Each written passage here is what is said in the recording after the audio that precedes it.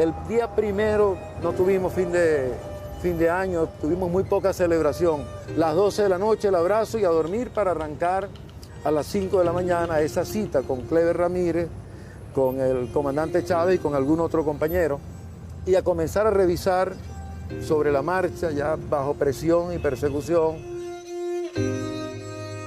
en un carro con unos fusiles y escoltando el carro en que nos desplazábamos. En aquella ocasión estuvimos dando toda la mañana vuelta y definiendo, leyendo los decretos de Cleber, y quedó a partir de ese momento en las manos del comando central en Caracas, fundamentalmente del propio presidente Chávez, del comandante Chávez, dos elementos que eran fundamentales para determinar el día D y la hora H, determinar el día preciso y la hora en que íbamos a desatar. No se oye nada. No hay audio. Hay que subir el micrófono de audio. Vamos a darle la bienvenida a todos los periodistas nacionales y extranjeros que nos acompañan en esta sala, en esta primera conferencia de prensa. En enero estaba muy dura la situación, mucha persecución, delaciones que nos dificultaban los contactos directos. Día 3 de febrero nosotros nos encontramos efectuándole mantenimiento a todo el sistema de armas del Grupo de Artillería de Campaña Lanzacohetes Múltiples motivados que veníamos regresando de las maniobras. Bueno, ese mismo día llegó el teniente Suárez Churio, aproximadamente a las 10 de la mañana. Se presentó a entregarle la orden de operaciones al teniente coronel Francisco Arias Cárdenas. Le traigo un mensaje de parte del comandante Chávez. El día es el 3 y son las 24:00 horas, la hora de arranque de la operación. El lunes 3 de febrero al mediodía, el comandante Francisco Arias Cárdenas me envía un soldado con una nota.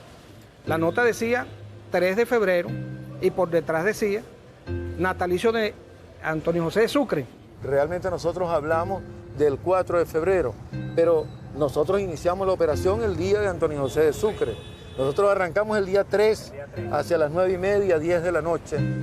Y quiero explicarles, hay muchísimos periodistas que nos acompañan. Hemos elegido 25 periodistas entre nacionales y extranjeros.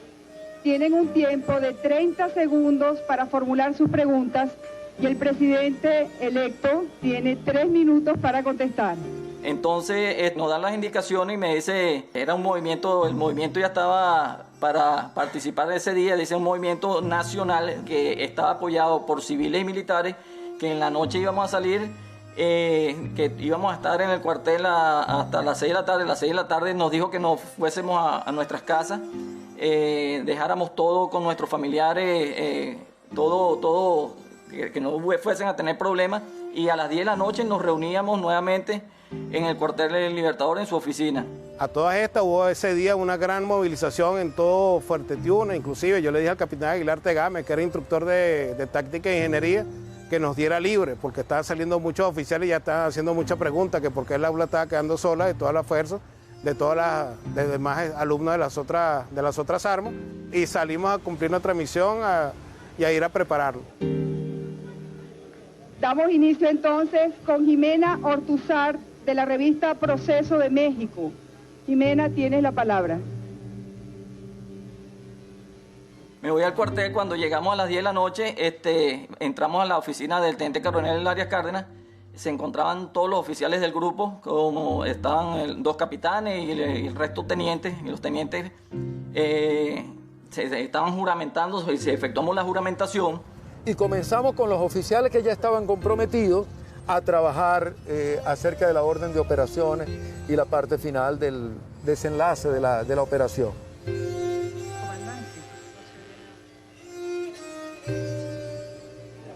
Comandante, buenas noches. Buenas noches, Jimena.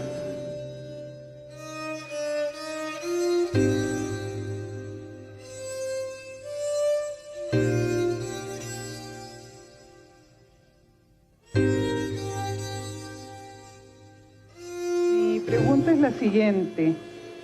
Cuando usted se dio a conocer el 4 de febrero del 92, empezaron a aparecer en los muros de Caracas, y me imagino que de toda Venezuela, Chávez es pueblo. Cuando usted inició su campaña política, la gente empezó a decir Chávez es la esperanza y es el cambio. y ahora en vísperas de su triunfo electoral la gente decía que usted es un sentimiento nacional. Mi pregunta es, como presidente electo, ¿qué espera usted que el pueblo de Venezuela diga del presidente Chávez cuando él termine su mandato? Pues lo que aprendí hace años, Jimena, cuando tenía 17 y entré a la Academia Militar de Venezuela queriendo ser pelotero de Grandes Ligas. Y allá en el patio de honor de la Academia Militar, donde recibí mi sable de subteniente el 5 de julio del año 75, allá está inscrito. Dice así: la Academia Militar de Venezuela forja hombres dignos y útiles a la patria.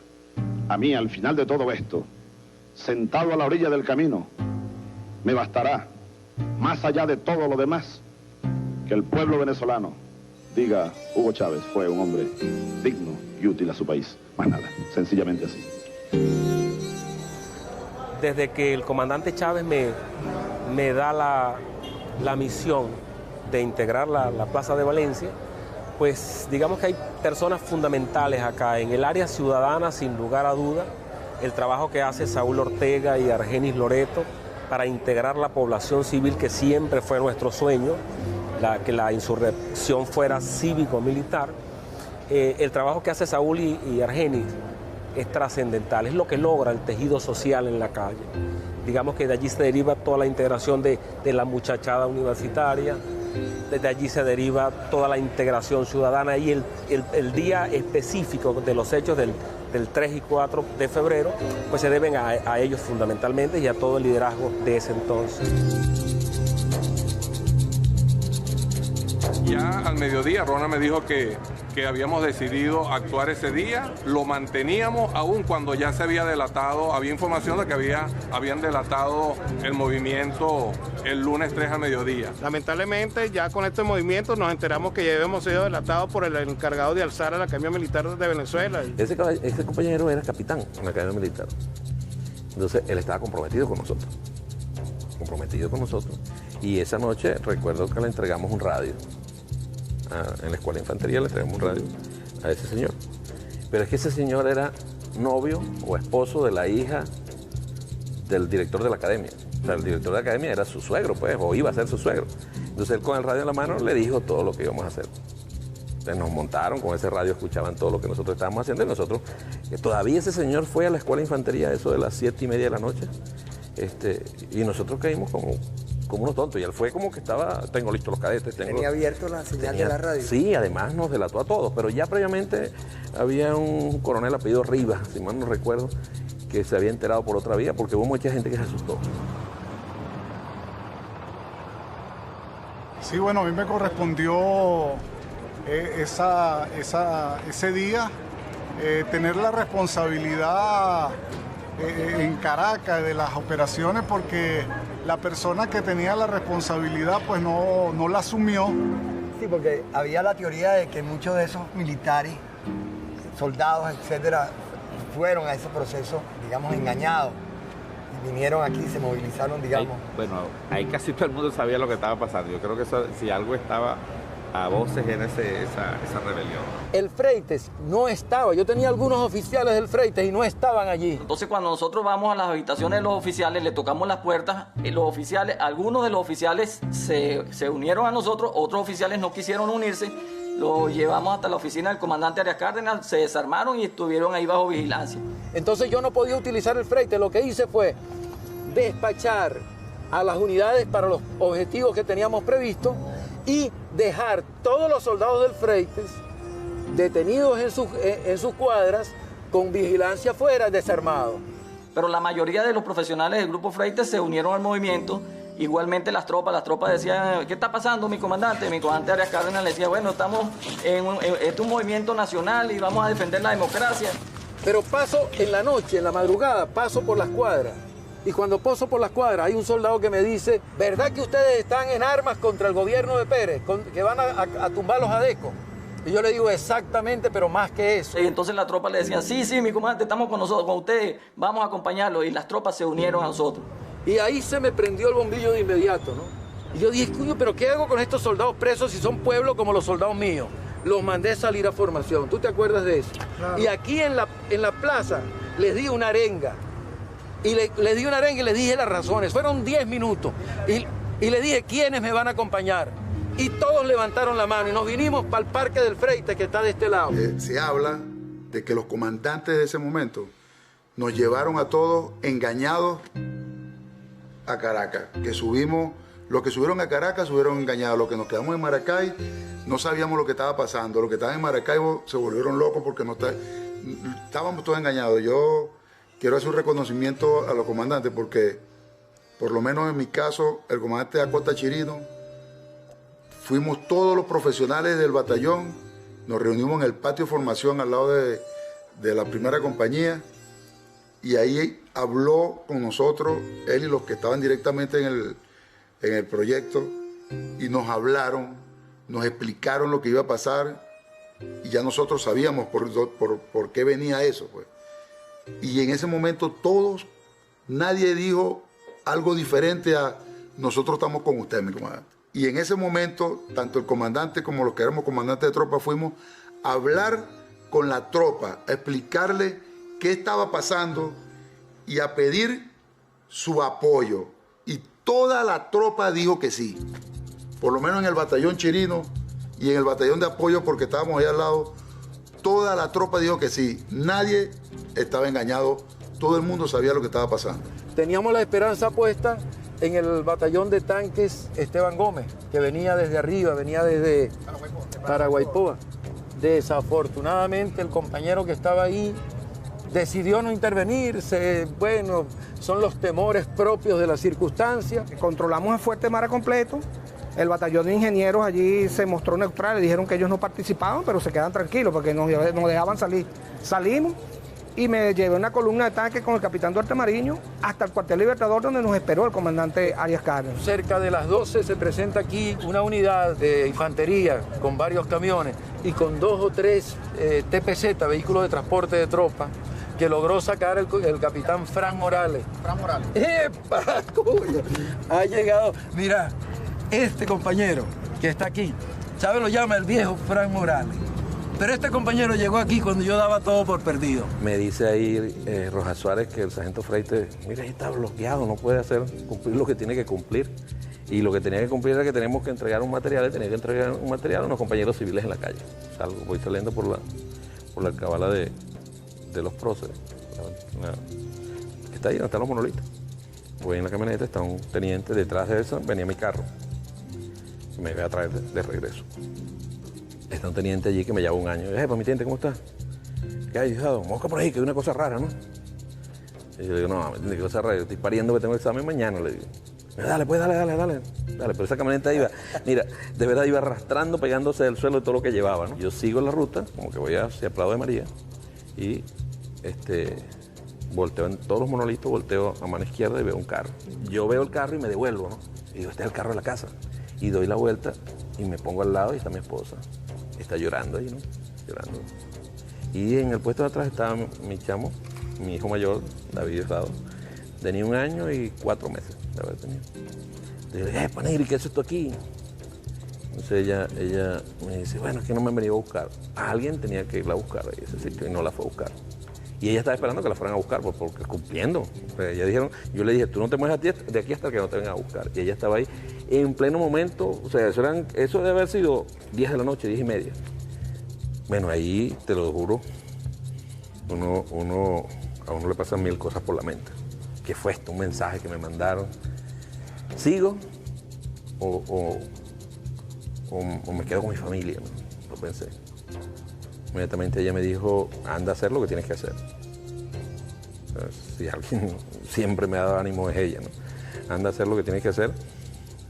Y yo vi a mi chamo, me metí atrás, le di un beso a ella y me fui, entregué lo que tenía que entregar, regresé y pasé por el frente del palacio. Y yo que voy pasando y está entrando un carro que yo suponía que era Carlos Andrés, con dos motorizados, y me paro en el primer teléfono que consigo, llamo para la escuela de infantería y les digo, mire, el tipo está entrando aquí. Vamos a darle porque el tipo... ¿Fue a dónde? Frente al palacio. Frente al Palacio Blanco. Del Palacio Miraflores. Ah, tú me dijiste que tú llegaste, los primeros que llegaron a Miraflores fuiste... No, pero es que no he llegado ahí, todavía, porque yo llamo ahí y yo me arranco para el fuerte y los compañeros, al final quedamos 7. ¿7? ¿De cuántos? No sé cuántos eran, pero quedamos 7. Hemos decidido entrevistarlo, te hago esta introducción, porque sentimos que dentro de los criterios, digamos, de análisis político, usted tiene una visión, por supuesto, crítica del proceso que estamos viviendo. A mí me gustaría que usted me diera una referencia histórica de por qué sucede el 4 de febrero desde su punto de vista y la responsabilidad de la Cuarta República en esa sonada para unos, insurrección para otros, golpe de Estado para otros. Bueno. Mira, Carlos, yo te quiero decir con mucha franqueza y con mucha claridad que el 4 de febrero surge de la tradición histórica, golpista y militarista que tenemos los venezolanos. Te cuento rápidamente, yo nací el 18 de octubre de 1940. 5 años después hubo un golpe militar para derrocar al general Medina. Luego de 48 horas de confusión política, se cristalizó la situación. Medina ya no era presidente de la República y la noche del 19 de octubre, las emisoras de radio daban a conocer al país la formación de una junta de gobierno presidida por Rómulo Betancourt. La Radiodifusora Nacional y la Cadena Nacional de Radiodifusoras transmitiendo desde el Palacio de Miraflores. Una vez volverán a la radio y a la prensa los hombres de la revolución a ampliar, profundizar y definir más concretamente aún lo que queremos. Pero 3 años después hubo otro golpe militar para derrocar a Rómulo Gallego. De encargo de responsabilidad de discípulo a maestro en el tiempo pasado. La usurpación se pone en marcha. Las órdenes salen del Ministerio de Defensa y del Estado Mayor para desconocer y deponer a las autoridades legítimas. Miles de personas son detenidas. Centenares sufren persecución. Pero unos años después hubo un golpe militar para desconocer la Asamblea Nacional Constituyente que había ganado Jovito Villalba.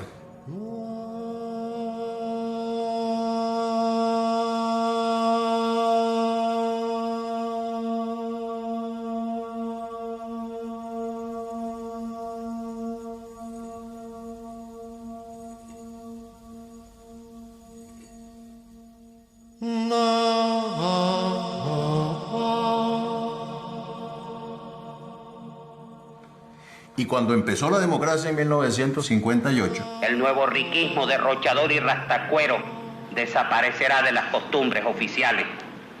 Lo ornamental y suntuario en las obras públicas será radicalmente eliminado. Y junto con todo ello... Cada rato había otro nuevo intento de golpe de Estado.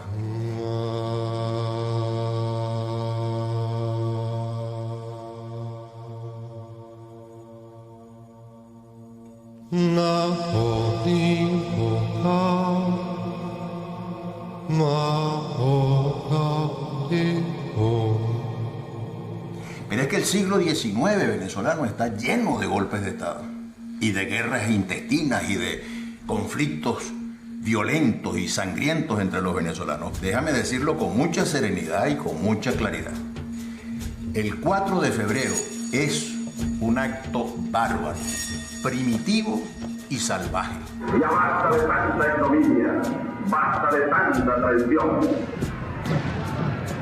Los hombres y mujeres conscientes, comprometidos con el futuro del país, hemos salido ahora mismo a combatir en las calles y caminos de Venezuela para recuperar con nuestros propios brazos el honor mancillado de la patria. Para comenzar a construir un sistema de gobierno que nos proporcione la mayor suma de felicidad posible, la mayor suma de seguridad social, la mayor suma de estabilidad política, como lo decía nuestro máximo líder, el general Simón Bolívar, el libertador.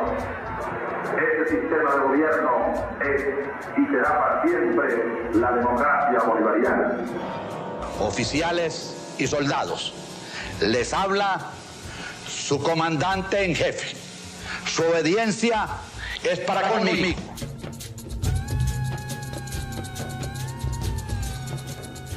Ya estaban delatadas las unidades, todo el mundo estaba a la espera de hacernos presos. Estos compañeros se robaron unos tanques en el batallón Ayala, esa es la palabra.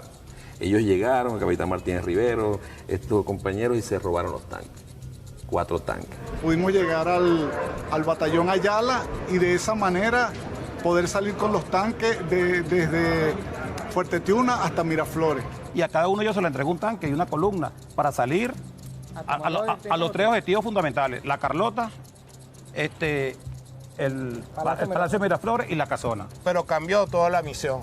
Toda la misión, ahí la instrucción era todos los tanques salían para Miraflores. O sea, imagínate cómo estábamos nosotros convencidos de que había que hacer eso. Cuando yo voy por la Valle Coche, ellos vienen por la Valle Coche de allá para acá. No me preguntes cómo, pero mi Montecarlo pasó la Valle Coche por arriba y se le pegó atrás a los tanques. Yo subí por el área de lo que era el Ministerio de Relaciones Interiores, hoy vicepresidencia, directo ya por la avenida Urdaneta, directo pasando Yaguno. Yo me iba adelante tratando de evitar que hubiese carros atravesados porque los tanques no se iban a parar.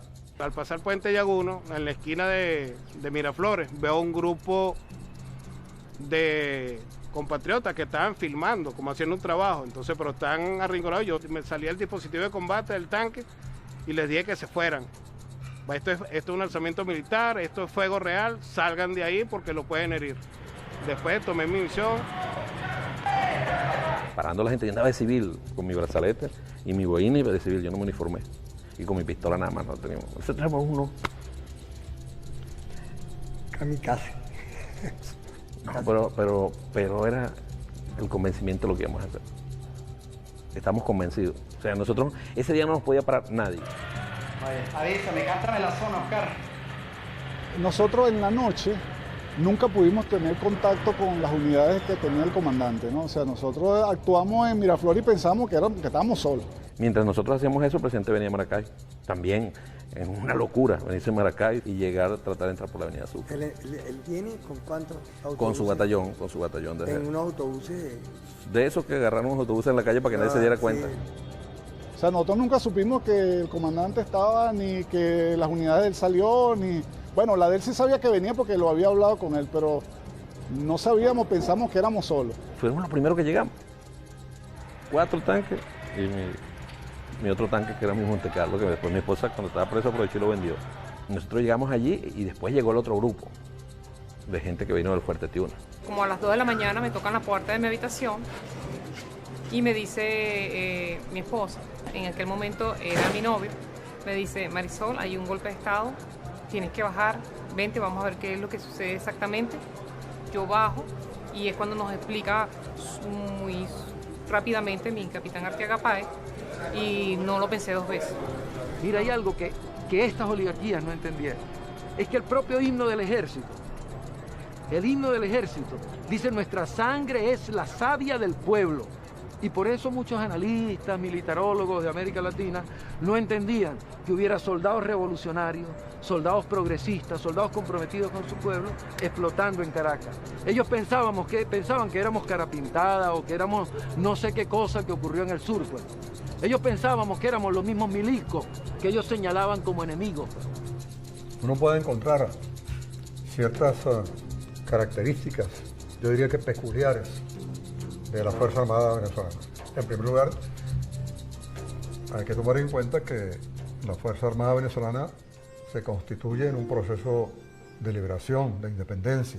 La guerra de independencia cobra el carácter triunfal que toma a partir de que las políticas que aplicó Simón Bolívar, la alianza Simón Bolívar con José Antonio Páez, incorpora el factor popular al ejército libertador. No entendieron que este pueblo se forjó y este ejército se forjó después de Bolívar con Zamora, y que este ejército se forjó de verdad, como dice el himno del ejército, con la propia sangre popular. Un segundo aspecto es la guerra de la Federación. La guerra de la Federación fue eminentemente una guerra campesina, porque la reivindicación fundamental que la alimentó fue precisamente el problema de la distribución de la tierra, y de allí el enfrentamiento de Zamora con los grandes terratenientes y el poder político que los representaba en la época. Los militares no venimos de las élites, los militares venezolanos venimos del extracto social, de los pueblos, de las barriadas. No somos los militares sureños de entonces que vienen de los extractos altos de la sociedad. En el caso de Venezuela, uno podría decir que siempre la Fuerza Armada ha tenido un decisivo componente popular, independientemente de que uno u otro oficial, uno u otro sector de la oficialidad se haya enriquecido a través de la corrupción y haya entró a formar parte del sector de la oligarquía venezolana. Que muy pocas veces en la historia han coincidido el presidente de los Estados Unidos de Norteamérica y el presidente de la República Socialista de Cuba, que el 4 de febrero ambos llamaron para condenar el golpe. Fidel Castro y George Bush padre. Yo dije, qué sorpresa que tanto de la derecha como de la izquierda coinciden en condenar una aventura golpista militar como aquella. Porque la primera reacción frente al golpe de Chávez fue la que tuvo, la mía fue igualita a la de Fidel Castro. El primer mensaje de solidaridad con Pérez que llegó a Venezuela fue el de Fidel Castro. Y yo creo que el segundo que apareció en televisión también rechazando el golpe fui yo. Ahora después las cosas, por supuesto, tomaron otra evolución. Nos enteramos de quiénes eran los golpistas, etcétera, y nos dimos cuenta que se trataba de un golpe de otra naturaleza, no lo que todos en América Latina pensamos, porque aquí cada vez que se habla de golpe militar, pues uno piensa en golpes de derecha. Y por eso se equivocó Fidel y me equivoqué yo y se equivocó todo el mundo a la hora de evaluar en los primeros instantes el golpe del 4 de febrero. Obviamente yo no estoy a favor de ningún golpe de Estado, pero el 4 de febrero es un golpe de Estado que a mí me tocó y me obligó como a reflexionar sobre él. ¿Insurrección o rebelión? Yo creo que fue un golpe de Estado. Hubo una manifestación de las interioridades más profundas del alma popular diciendo, esto que está sucediendo, yo lo adhiero, esto es necesario. ¿Qué ocurrió con el enorme esfuerzo, la enorme capacidad de organización de Hugo Chávez, el presidente Chávez, así como de Arias Cárdenas y los demás oficiales que lo acompañaron? Bueno, lo objetivo y lo subjetivo se juntaron.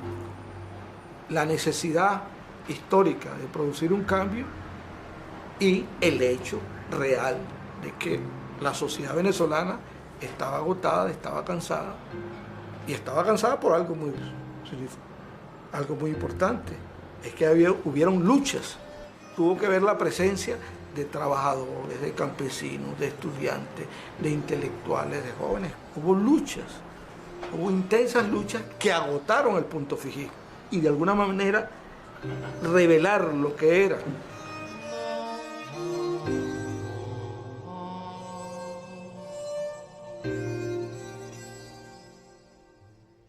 Mira, hagamos un brevísimo recuento, incluso de lo que yo viví. Yo participé en las luchas contra Párez Jiménez, una dictadura que negó toda clase de derechos a los venezolanos, partidos políticos, organizaciones obreras, campesinas, intelectuales, etc. Toda la lucha contra Párez Jiménez fue una lucha clandestina. José Vicente, tú eres testigo de sección del desarrollo del Pacto de Punto Fijo y la deformación de esa manera tóxica de desarrollar el concepto de la democracia. Bueno, hay que remontarse a lo que fue el 23 de enero, que fue realmente una fecha alucinante, una emoción colectiva, porque la gente pensó que saliendo de una dictadura íbamos a entrar directamente en una democracia sin mayor perturbación. En 1958 salí a la calle con ese pueblo que quería democracia y que quería saber y que quería conocer. Es que nos hemos convencido todos de que no más el canibalismo político en este país, de que no más la lucha acerba entre los venezolanos, lucha acerba contra los enemigos de la democracia, pero el entendimiento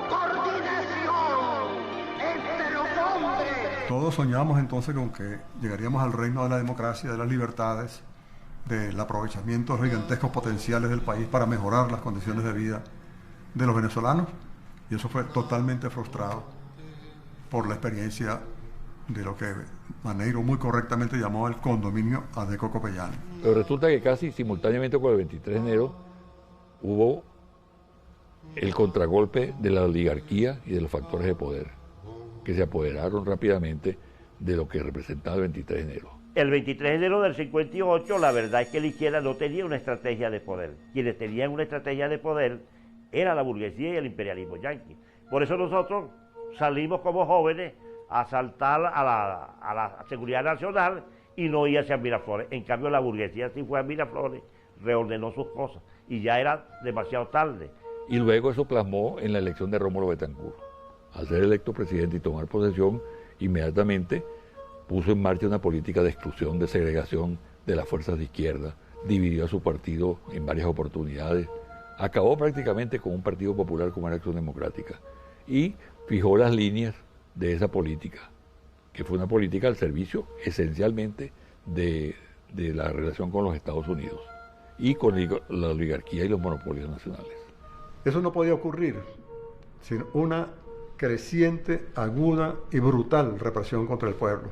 Rómulo Betancourt asumió la presidencia en febrero de 1959 y ya el 4 de agosto de ese mismo año, 4 trabajadores que estaban en una manifestación reclamando empleo, fueron vilmente asesinados por la policía de Caracas. Porque la gente lo olvida, la gente cree que simplemente nosotros nos enguerrillamos como una cuestión espontánea. Decidimos hacer guerrilla. No, Betancourt había aplicado una política de rebajar los sueldos y salarios de los trabajadores en 10%. Imagínate. Se creó lo que se llamó el plan de emergencia para, en cierta forma, paliar la cantidad de desempleados que habían fundamentalmente en el sector obrero. Pero cuando llega Rómulo Betancourt al gobierno, el plan de emergencia es eliminado y eso produjo una cantidad de protestas. El sector estudiantil, fundamentalmente el Partido Comunista y la Juventud Comunista, salió en solidaridad al sector obrero.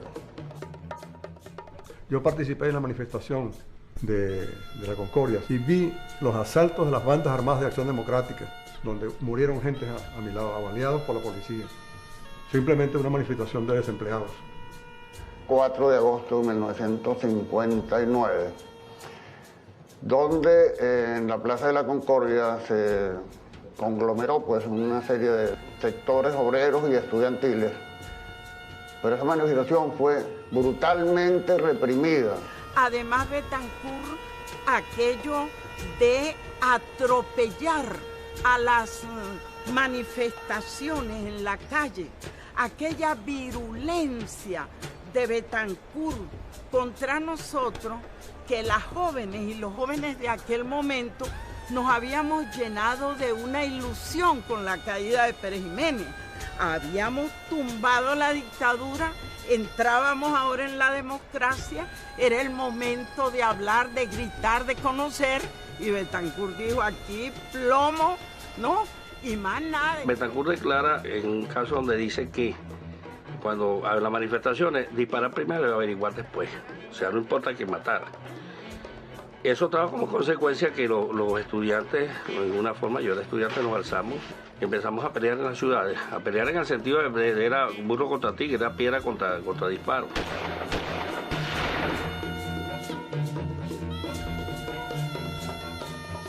Multitud de compañeros fueron detenidos, torturados. Todo el que caía preso, con toda seguridad, pasaba por la tortura. Rasgos, por ejemplo, fundamentales de esa etapa.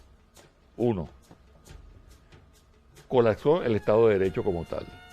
Aquí hubo los famosos teatros de operaciones, que eran enclaves donde dejó de existir el Estado de Derecho.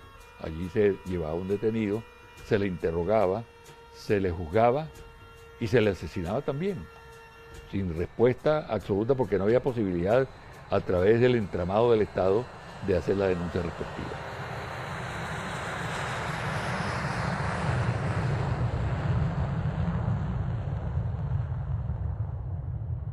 en el movimiento de Carúpano, que ocurrió un mes antes del porteñazo, encabezado por un hombre que es también de una extraordinaria calidad humana, como es el capitán de corbetas Asustor Molina Villegas. Él era comandante de la guarnición y el batallón de infantería marina en Carúpano. En la madrugada del día viernes 4 de mayo de 1962, un grupo de oficiales patriotas iniciaron un movimiento insurreccional que pretendía poner fin al gobierno de Rómulo Betancourt. A tal efecto, en la mañana del 4 de mayo, luego de haber tomado la sede del batallón de infantería de Marina número 3, deciden tomar Radio Carúpano y el aeropuerto de la ciudad. Y actuando por órdenes del presidente Betancourt, del general Antonio Briceño Linares, ministro de la Defensa para la época, ordenan la movilización inmediata de tropas hacia Carúpano, con la idea de poner fin al levantamiento, el cual sostenían era de origen comunista. En mayo de 1962 se produce un alzamiento de tinta izquierdista en la ciudad de Carúpano. Las Fuerzas Armadas ponen una vez más de manifiesto su apoyo a la constitucionalidad al aplastar el movimiento en pocas horas. En ese brote se comprobó la participación de 2 diputados de la extrema izquierda, uno de los cuales fue condenado a 8 años de cárcel. Sin embargo, nosotros en Puerto Cabello, a pesar de la derrota en Carúpano, nosotros insurgimos el sábado 2 de junio, pero resulta que el movimiento había sido delatado el día anterior en Caracas. Posteriormente supimos quién fue el delator. Bueno, esto se perdió. Más bien el batallón Bravos de Apure, que estaba en Maracay, que debía estar a favor de la revolución, fue utilizado para combatirnos a nosotros en Puerto Cabello. Bueno, esa es la historia.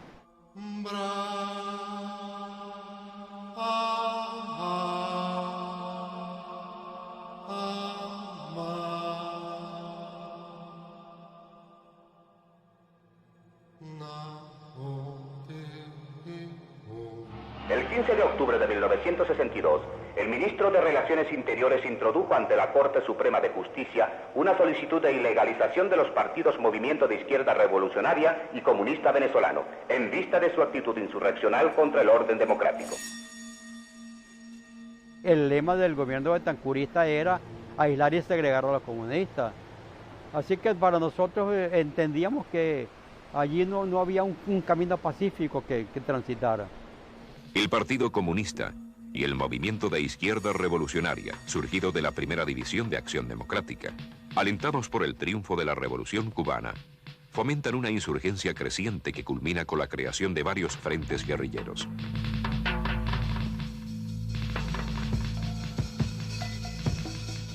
Cuando aquí se fue a la lucha armada, en primer lugar, no hubo unidad de criterios ni de posiciones en el seno del Partido Comunista. Hubo diversidad de posiciones, algunos incluso que se opusieron a ir a la lucha armada. Otros eran partidarios de la insurrección, otros se fueron más por el lado de la guerra de guerrillas. El caso es que no hubo una estrategia conscientemente elaborada y un plan estratégico que permitiera articular y explotar óptimamente las condiciones que se dieron. ¿Cómo vous voyez le chemin de la prise du pouvoir? Antes nosotros pensábamos, quizá, ilusionados con la cosa cubana, con el esquema cubano, en que podía venir de repente sin mayor preparación. En cambio, hoy vemos las cosas de una forma muy distinta. Tuvimos la experiencia del trabajo en el ejército con Carúpano y Puerto Cabello. Sin un trabajo serio en el ejército no se puede tomar el poder. Contra todo el ejército y contra buena parte de la opinión pública es imposible hacer una operación que tenga por lo menos posibilidad de mantener. Tenemos el campo de concentración de la Isla del Burro, donde pasaron más de 3.000 prisioneros políticos por allí. Allí contrataron a los mejores técnicos en campos de concentración, tanto de los Estados Unidos como de los viejos guardianes alemanes de los campos de concentración de triste recordatorio de la Segunda Guerra Mundial. Fue un campo de concentración concebido en los términos nazis. No había debido proceso, no había garantías procesales para los detenidos. Esto nos lleva a decir lo siguiente, una afirmación que yo ratifico constantemente, y es que ese clima se dio Y ese es el exabrupto, en el marco de una democracia representativa que era exportada al exterior como la verdadera democracia en América Latina. Es bueno señalar que la figura represiva de la desaparición surge en Venezuela, en los gobiernos de Betancur y de Raúl Leoni. No aparece, no se inicia esa figura siniestra en Chile, como algunos piensan, en Uruguay, en Argentina o en países centroamericanos. Es en Venezuela, en la Venezuela punto fijista, en la Venezuela de la Cuarta República, donde surge esa terrible figura que es producto de la asimilación por parte del Estado venezolano de las prácticas represivas de los Estados Unidos en sus manuales de la Escuela de las Américas.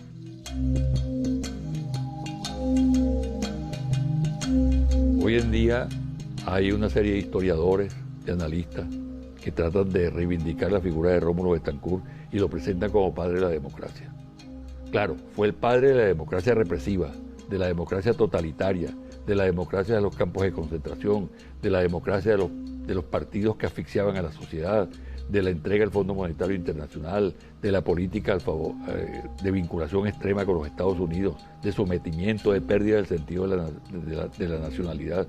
En ese sentido, esa democracia realmente es producto de la concepción que tenía Rómulo Betancourt, que había que transar con los poderes fácticos y traicionar al pueblo para poderse mantener en el poder.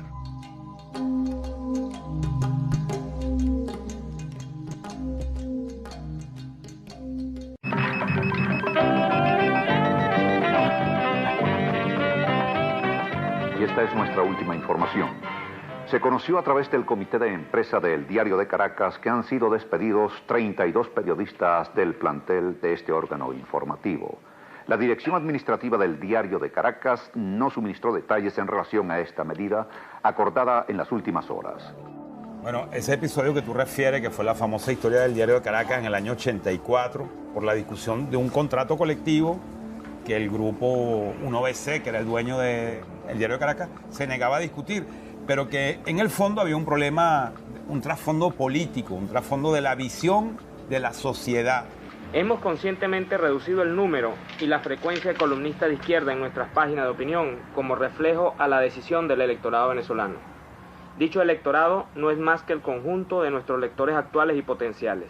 El Diario de Caracas tiene que ofrecerle al lector lo que a éste le interesa leer, y los izquierdistas están fuera de sintonía política en Venezuela, como lo demostraron los resultados de las elecciones de diciembre. Era un momento muy importante de la vida del país, porque era el momento de la antipolítica, eran los años 80, era cuando se estimulaba que la política era mala y que el ejercicio político era negativo. Todos sabemos en Venezuela que los partidos políticos han devenido en el país en maquinarias electorales, maquinarias muy grandes, eficaces para captar votos, para obtener elecciones, pero ejercen poca presión cotidiana, no tienen una presencia social activa. Entonces, ¿cuál es el plan? En estos 5 años es indispensable darle coherencia al movimiento empresarial. Entonces, se trata de aprovechar estos 5 años para organizar a un sector del movimiento empresarial a partir de metas absolutamente claras, el planteamiento de que el Estado es absolutamente inservible, de que los políticos todos son funestos, son vagos, conspiran contra el país. Y donde lo importante era suplantar a los partidos que gobernaban, y por eso nació aquella idea de el Estado omnipotente y la generación de relevo, ¿te acuerdas, no? La generación de relevo, que en este caso la representaban grupos económicos y Granier como una cabeza visible. Democracia a veces es crítica, yo por eso acepto tu crítica, me parece positiva. Perfecto. Y la tomaré muy en cuenta. Yo creo que es importante, yo creo que así se construye un país. Ese relevo se produjo, fíjate, aunque no necesariamente en la figura de Granier, pero el fracaso de los partidos políticos se produjo. Hubo todo un ataque a los partidos políticos desde el cierto mundo antipolítico, que llevó a que fracasara el mundo de la política. Cuando el 4 de febrero, debo decir que yo fui una de las que reflexionó inmediatamente contra muchísima gente que le parecía un horror, pero yo llamé al doctor Caldera y le dije: doctor Caldera, yo quiero llamarlo para felicitarlo por su discurso. El senador vitalicio, doctor Rafael Caldera. En este momento debemos darle una respuesta al pueblo y tengo la convicción de que no es la repetición de los mismos discursos que hace 30 años se pronunciaban cada vez que ocurría algún levantamiento y que vemos desfilar por las cámaras de la televisión lo que responde a la inquietud, al sentimiento, a la preocupación popular. El país está esperando otro mensaje y yo quiero decirle desde esta tribuna con toda responsabilidad al señor presidente de la República que de él principalmente, aunque de todos también depende la responsabilidad de afrontar de inmediato las rectificaciones profundas que el país está reclamando. Ahí, en tu intervención inicial, hay un enfoque que tú dices, no venía funcionando bien la democracia, se cometieron muchísimos errores y desde el punto de vista de la gerencia pública, etc. Y eso tiene una respuesta que no se le puede asignar a ningún partido político, que fue el 27 de febrero, donde ahí murieron 3.000 personas. Yo estuve en la peste, yo me metí escondido y grabé la peste, bueno, con las consecuencias tremendas. El 27 para ti es un punto de quiebre y la expresión, la muestra de decadencia de lo que era la mala conducción o cómo se concebía la democracia en el país. Sí, algo de eso hay, ¿no? Fue una explosión en que, por cierto, se limitó a Caracas, ¿no? Y a un sector del estado Miranda. En el resto del país no pasó absolutamente nada, ¿no? Podríamos decir que el 83 fue un quiebre económico cuando el Viernes Negro.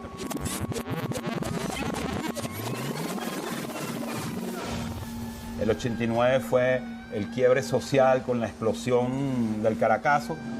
Hoy los choferes de transporte colectivo, al conocer las tarifas del pasaje, no aplicaron el decreto del Ministerio de Transporte y Comunicaciones. Tal situación generó una serie de protestas en toda el área metropolitana y en algunas zonas del interior del país. El movimiento popular del 27 de febrero no es exactamente una insurrección popular política. Hay un momento de protesta política que tiene que ver con el incremento de los pasajes, del costo de los pasajes en Guarena. Y eso se va expandiendo hacia el resto de Caracas. Pero después viene una parte que deja de ser política y se convierte en un movimiento profundamente delincuencial, cuya actividad está centrada en la apropiación de bienes. La gente gritaba, en tal parte queda whisky, hay zapatos talla 34 en tal parte. Fue un gran saqueo. La paralización del transporte colectivo en Caracas ha motivado que muchos trabajadores, estudiantes y ciudadanía en general haya tenido que regresar a sus hogares caminando. Caída la noche, ya la situación se encontraba prácticamente controlada gracias a la intervención de los organismos policiales. Entonces, tratar de convertir esto en una especie de épica en la cual se inicia un proceso revolucionario. Ahora, es inconsciente colectivo. Sí, pero déjame terminar. Es decir, no fue un movimiento político, no fue la toma del Palacio de Invierno, no fue un acto para tomar el poder, fue una especie de estado de locura colectivo lleno de rabia y de frustración por las medidas que estaba tomando un gobierno que no había persuadido y explicado bien qué era lo que quería.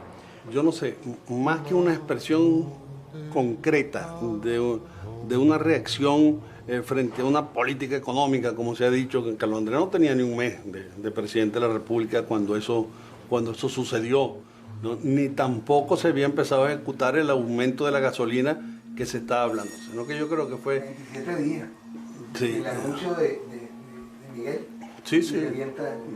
Yo creo que fue una explosión de un estado de ánimo, ¿no? de una población que se sentía ahogada, ¿no? Se sentía como asfixiada por el peso de las circunstancias. No es una conspiración, no es una cosa provocada, sino un estado de necesidad, ¿no?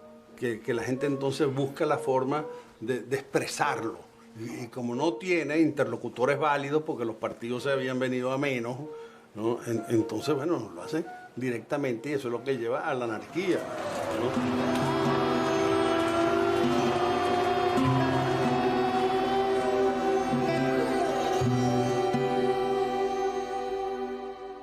Y la mayor demostración de la visión criminal, asesina, represiva, brutal de ese régimen, de ese condominio algo copayano, fue el 27 de febrero.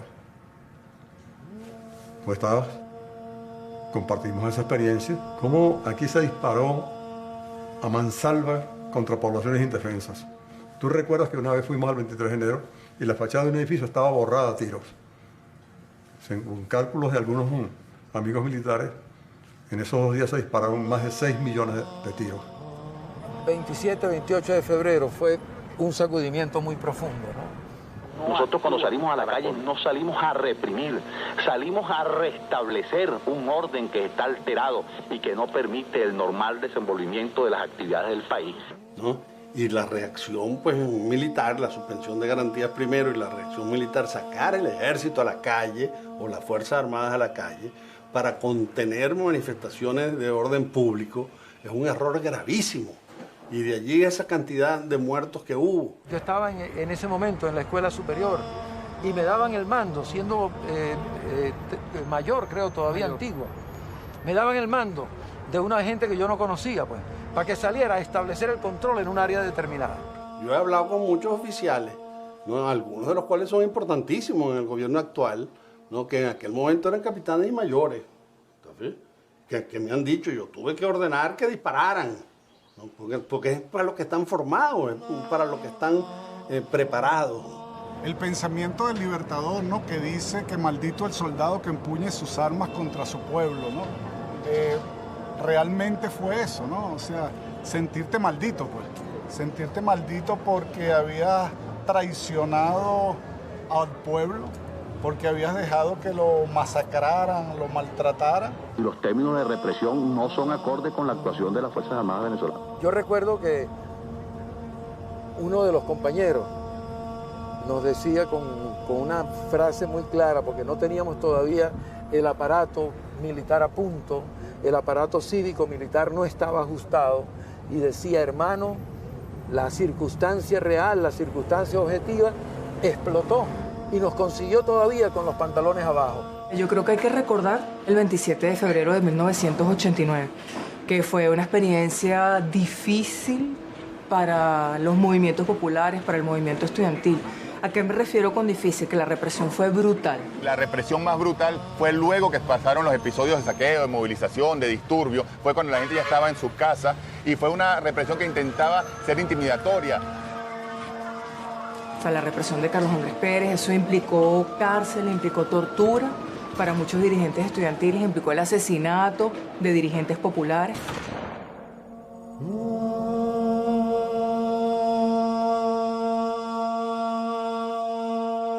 Se fue un clarinazo al que tampoco se le prestó toda la atención que debió habérsele prestado, ¿no? Y frente al cual la dirección política y económica del país se bloqueó como para no querer ver, ¿no? El mar de fondo, ¿no? que estaba moviéndose en Venezuela. Nuestro país ha retornado a la normalidad, pero esto que nos llena de alegría a todos los hombres y mujeres que amamos profundamente esta patria grande y generosa, no ha sido obra del azar. Es el producto de la suma de todas las voluntades, del trabajo arduo y tesonero de la colectividad para la recuperación de la paz social. Sí, todos hemos contribuido desde nuestra trinchera de trabajo al restablecimiento de los procedimientos normales de producción de bienes y servicios para conseguir y preservar el bienestar. Todos hemos contribuido a la rápida superación de la crisis. Pueblo y gobierno configurando una vez más un extraordinario equipo de trabajo llamado Venezuela.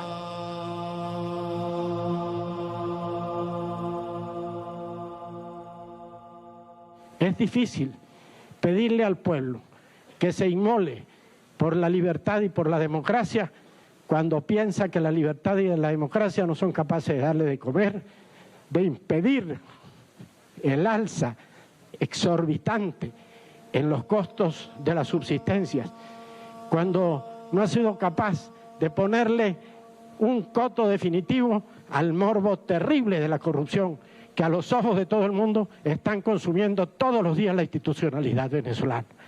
Esta situación no se puede ocultar. Fíjate cómo sería la situación, ¿no? Que hubo una cosa curiosa, ¿no? Los golpistas que se alzan y son derrotados militarmente y son hechos presos y se pasan las cabezas de ellos 2 años encalabozados allá en Yare 1 y en el cuartel San Carlos otro, se van convirtiendo como en una especie de héroes, ¿no? de tamacunes vengadores, ¿no? de la sociedad oprimida, ¿no? Y el gobierno, el presidente Pérez y el gobierno del presidente Pérez, que es quien los enfrenta, quien los derrota, quien los reduce a su más mínima expresión, ¿no? Se convierte en el malo de la película. Es una cosa sumamente curiosa y empieza a tener problemas hasta con su propio partido, lo cual lleva 1 año después, ¿no? A su destitución por la vía civil. El proceso conjunto del Tribunal de la Corte Suprema de Justicia de la época y del Congreso, que termina con su defenestración como presidente de la República. Entonces, a los meses asume Caldera, indulta y empieza el tránsito de Chávez, ¿no? De ir abandonando progresivamente la vía de la insurgencia, ¿no? Y adoptando la vía electoral y llega a la presidencia de la República. O sea, supo leer, supo interpretar el sentimiento general de la población o mayoritario que existía en aquel momento. Ayer, uno de los principales titulares de Universal decía: Amazonas registra el más alto índice de embarazo precoz. Pero Amazonas no es el único estado donde el embarazo es precoz. El primer venezolano de este año 99 nació en Caracas y su madre tiene 14 años apenas. Los niños mueren a causa de enfermedades infectocontagiosas y los jóvenes se suicidan frustrados por la falta de futuro. Esa es la Venezuela que usted recibe. ¿Por dónde empezamos? Tú sabes que el presidente Caldera decía hace unos días que él me entregaba un país en marcha. Yo le respondí desde Barinas que sí, en marcha, pero hacia el infierno. Porque hay muchos tipos de marcha. Tenemos que revertir la marcha y cambiar el rumbo. Tú me sigues preguntando por dónde empezamos, pues hay muchas formas. Por ejemplo, en el caso de la juventud, claro, en el caso de la educación. Pero hay una cosa, ya que estamos hablando de empezar, yo empiezo pidiéndole a todos los venezolanos, porque la tarea no es mía. La tarea de un hombre solo es imposible cuando se trata de un drama tan profundo como el que estamos viviendo en Venezuela. Cada hombre, cada mujer, cada medio de comunicación social, y subrayo esto, cada medio de comunicación social, tiene que ser visto en función de servirle a un país, especialmente como está nuestro país. Los empresarios privados tienen que incrementar toda la conciencia social, la conciencia aquella de Cristo, la de Bolívar, que nació rico en cuna de oro y bueno, invirtió todo aquello y murió sin camisa. Yo no les pido que mueran sin camisa, pero que pongamos en primer lugar la realidad social de nuestro país. Para eso se necesita un líder, y hacia eso va este programa. Usted es un soñador, o como diría Bolívar, que fue otro, un majadero. Los grandes majaderos mueren crucificados. Lo que no queremos es que usted muera crucificado, sino que continúe con esos sueños que ha tenido durante toda su vida y que ha luchado por ellos y que ha sido constante esos sueños. Y ahora que es el líder y el comandante, no de un pelotón, sino de un país, por eso involucro a todo el país. ¿Por dónde empezamos para que no se sigan suicidando los jóvenes porque no sienten futuro, sobre todo porque no tienen valores? ¿Por dónde empezamos para que la educación sea como la que usted recibió allá, como la que usted nos decía, que era integral, como decía Simón Bolívar, Simón Rodríguez, que usted tanto admira? ¿Cómo hacer para cambiar la mentalidad? ¿Qué ha pensado sobre eso? ¿Cómo así? Nosotros comenzamos con las 3 raíces. Para nosotros era Zamora, para nosotros era Simón Rodríguez, para nosotros era Simón Bolívar. eran nuestros libros de cabecera y el pensamiento de ellos, con un pensamiento que uno pudiera determinar en este momento, ya evaluado en este momento, presocialista. Cuando tú lees a Simón Rodríguez, sabes que hay ahí un mensaje. Cuando tú escuchas a Bolívar decir que un verdadero gobierno, el mejor gobierno es el que da mayor suma de felicidad posible, mayor igualdad social, dices, ahí hay algo por debajo, hay algo, una sustancia. Pues. Bueno, nosotros, sin darnos cuenta, nos fuimos llenando de eso. Sin darnos cuenta, además el que venía de la calle con algún nivel de formación política. El presidente me capta allá en la Academia Militar, pues eso no se me puede olvidar porque es el génesis. Y nos dice, ¿ustedes están dispuestos a acompañarme en un proyecto que tengo? Bueno, nos contó el proyecto y nosotros le dijimos que sí. Obviamente el proyecto no era tomar el poder para cambiar las estructuras del país. Simplemente era un proyecto para que cada día que pasara fuésemos mejores profesionales, fuésemos mejores oficiales y con eso cambiar el esquema del ejército, que era lo que nos habíamos planteado en ese momento. Y por eso es que él me dice el viejo Fran, porque él dice que yo soy el primero y el más antiguo de con quien habló. Entonces en las tardes y en la mañana parte. ¿Quién pide el parte? El oficial de día. Entonces el oficial de día están todos los cadetes, 480 muchachos ávidos o 500 muchachos ávidos de recibir información y el presidente en ese momento lanzaba su arenga. Bueno, mi capitán Hugo Chávez Frías siempre sembraba en el curso militar, en nuestra promoción, los valores patrios. La honestidad, la lealtad. Principios y valores nacionalistas. El amor hacia los subalternos. Siempre nos daba el ejemplo de conocer nuestra historia, conocer a nuestros próceres, los valores que nos inspiraron. Pero el hombre, lo que nos contaba, nos transportaba a esa época y comparábamos con la situación del país actualmente. Dijeran los generales de aquel momento incendiaria. Incendiaria porque nos hablaba de lo que estaba ocurriendo. Nos hablaba de lo que ocurría en la calle, pero además lo mezclaba con la historia. Y bueno, y eso fue factor fundamental del liderazgo que él hizo dentro de nuestra promoción y en las otras promociones también, porque no solamente era comandante del curso militar, sino que era oficial de planta de la Academia Militar, donde habían 4 promociones y ya él había conocido 4 promociones más. Todos querían ser un Arias Cárdenas, un Hugo Chávez, un Ortiz Contreras, un Urdaneta Hernández, un Acosta Chirino, todo un Acosta Carles, todos queríamos ser un profesional como esos profesionales que teníamos en la academia que nos enseñaron a ser verdaderos venezolanos y profesionales. Y después que los encontramos de comandantes en las unidades, con ese deseo de querer hacer algo por lo que estaba pasando con Venezuela, bueno, todos dijimos sí. Allí me juramentó junto con el comandante Arias Cárdenas en el movimiento revolucionario ya como oficial. Nunca lo olvidaré. Me marcó bastante. ¿Cómo te juramentó? ¿Cómo fueron esas palabras? El juramento del Monte Sacro. Juro por mis padres, juro por el Dios de mis padres, no dar descanso a mi brazo hasta ver rotas las cadenas que oprimen a mi pueblo en nombre de una falsa democracia. En ese momento decíamos eso.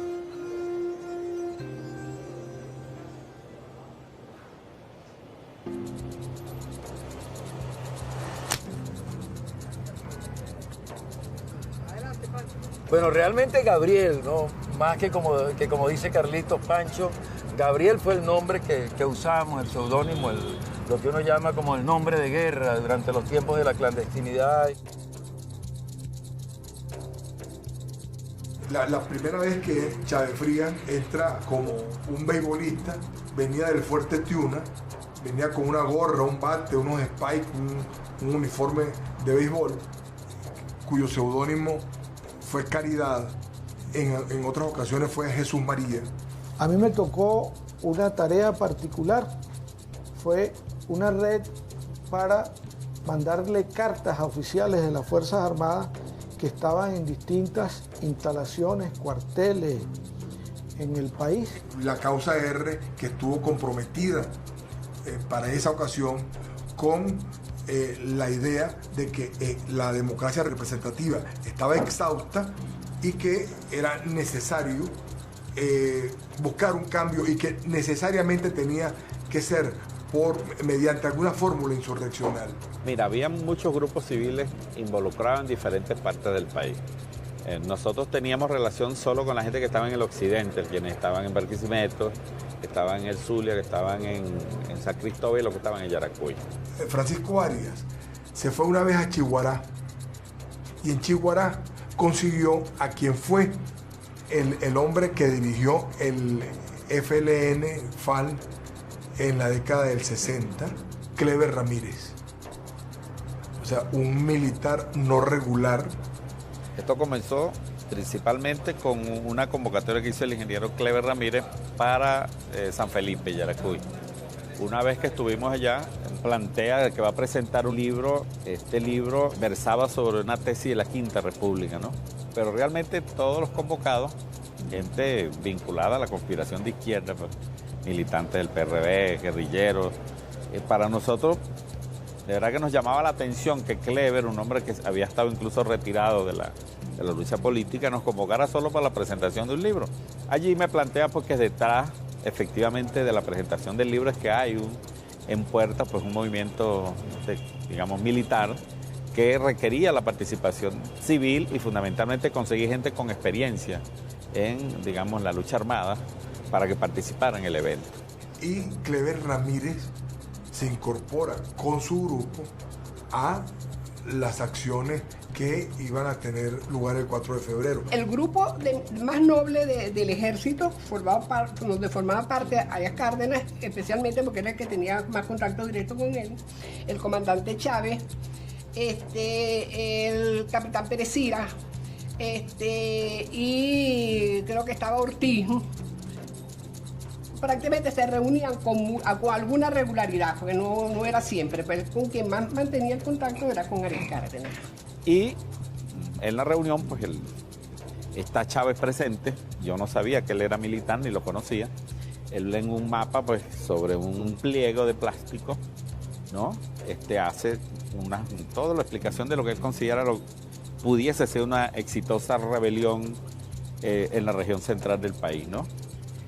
Particularmente uno siempre se quedó con algunas dudas porque plantearse en una etapa de reflujo, veníamos de un reflujo político, o sea, una insurgencia militar, o sea, uno decía, bueno, ¿y con qué contamos para eso? Al final de la reunión él se identifica, me da la tarjeta, ¿no? Allí pues estaba con su nombre y apellido, ¿no? Comandante del batallón de paracaidistas, ¿no? Inclusive él pasa mucho tiempo asistiendo a la Biblioteca Nacional, estudiando los golpes del año 45, cómo se había hecho la constituyente y cómo se había hecho la constituyente en el año 45, en el año 41 de Medina y tal, y de allí va sacando algunas conclusiones que le permite elaborar más adelante cada uno de los decretos para ser tomado en el momento en que se fuese a tomar el poder. El comandante Chávez, él personalmente dirigía esa relación. Él era el que conocía dónde estaban los diferentes grupos. Por cierto que los encuentros con Clever eran para la discusión política de los materiales. Para que tú veas que él estaba tan pendiente de los detalles, de las tareas que nosotros teníamos, hasta la elaboración política de los documentos. Yo puedo reivindicar a Clever Ramírez. Le dieron la responsabilidad de estar con los decretos para entrar a Miraflores. Y a las 10:30 de la noche, a las 10 de la noche, estaba Clever Ramírez en Puente Yagún. Bueno, tú que conoces a Clever Ramírez, cómo era y cómo hablaba, imagínate, Clever Ramírez a las 10 de la noche, pues, lo único que se podía imaginar que era un homosexual, que andaba buscando un tipo rubio, con aquella vocecita de Clever, rubio permanente, y con un fajo de papeles aquí, y Clever pasó y vio las tanquetas que pasaron frente a él. Y Clever fue corriendo, se metió en el Hotel Ausonia. Y Clever estuvo con los decretos ahí. Con los decretos. Ahora, ¿qué fuimos? ¿El PRB fue una fuerza estructurada que llegó al 4 de febrero? No. En el caso mío, que estaba en la causa R, nosotros nos dividimos. No, repíteme la pregunta que yo te hice, para saber de qué estamos hablando. Bueno, tú me acabas de preguntar cómo era la relación histórica entre Causa R y el comandante. La Causa R realmente se dividió. Fue en diciembre del año 91. ¿Y por qué nos dividimos? Precisamente por el 4 de febrero. Cuando Pablo plantea, en una reunión pequeña, calificada, creo que en el apartamento de esta muchacha Jiménez, la hermana de Freddy, Gisela Jiménez, plantea que hay un golpe y que el equipo pequeño de la causa lo conocía, Capela, Ali, el Cojo Lira, Luca, lo conocían. Aristóbulo quedó con la boca abierta, porque Aristóbulo no sabía, ¿verdad? De la causa R, ¿qué se esperaba? Se esperaba que paralizara las empresas de Guayana y las empresas, porque la causa, acuérdate que era un proyecto donde el control de las empresas a través de los trabajadores, de empresas estratégicas, no era cualquier sindicato, era la electricidad, las telecomunicaciones, el transporte, los aeropuertos. Por eso la causa hacía ese esfuerzo en tener el control de áreas estratégicas que pudiera apagar la luz, cerrar la puerta, trancar las vías, etc. Ese día nos dividimos, ese día la causa R se dividió. ¿Por qué? Porque ante la inminencia de lo que se había trabajado históricamente iba a suceder, Lucas decía que primero estaba el proyecto de la candidatura de Andrés. Y en realidad primero estaba el proyecto de la candidatura de Andrés. Evidentemente que la causa tenía en la dirección unas reflexiones de duda, porque la causa tenía como una norma que donde estaba bandera roja no iba la causa, porque la causa consideraba que bandera roja estaba infiltrada por los cuerpos de seguridad y no se sabía quién era revolucionario y quién era policía. Y por supuesto que esa decisión se le entregó al compatriota que era el enlace para que él informara al comandante. Esa información nunca le llegó a Chávez y al contrario se mantuvo la relación. Como a Chávez nunca le informaron, Chávez el 4 de febrero ha debido también estar acompañado de la paralización de las empresas de Guayana, de Planta Centro, de la CanTV, de Aeropostal, Viasa, el puerto, interrumpir las comunicaciones, y en ese sentido ninguna de los sindicatos y de las empresas donde los sindicatos de la causa R controlaban actuó, y eso no se produjo. Por eso Andrés, en ese momento, Andrés de primero declara contra el levantamiento, ¿entiendes? Sin embargo, otros compatriotas fueron a distintos puntos donde estaban comprometidos a estar. Y el enlace entre el partido Causa R y el comandante era Pablo Medina. Ese fue lo que ocurrió el 4 de febrero en la relación con la Causa R. El detonante para verdaderamente tomar y hablar en firme, de tomar y asaltar la estructura de poder, se materializa en el año 89. Nosotros en el año 89, después del 27 de febrero, hicimos una reunión en Maracay, en la casa del difunto Llano Morales, por detrás del zoológico. Ahí vinieron oficiales de todas las guarniciones, y entonces en firme se creó el MBR 200 y el Ejército Bolivariano Revolucionario también se creó allí. Entonces ahí se habló de un directorio que estaba conformado por Castro Sotelo, por Arias Cárdenas y por Chávez, y se nombró un Estado Mayor. De ahí fuimos a las unidades a seguir captando y nos trazamos pues que apenas tomáramos posesión de las tropas, que ascendiéramos a capitán y ellos tuvieran mando de tropa, pues íbamos a tener que insurgir.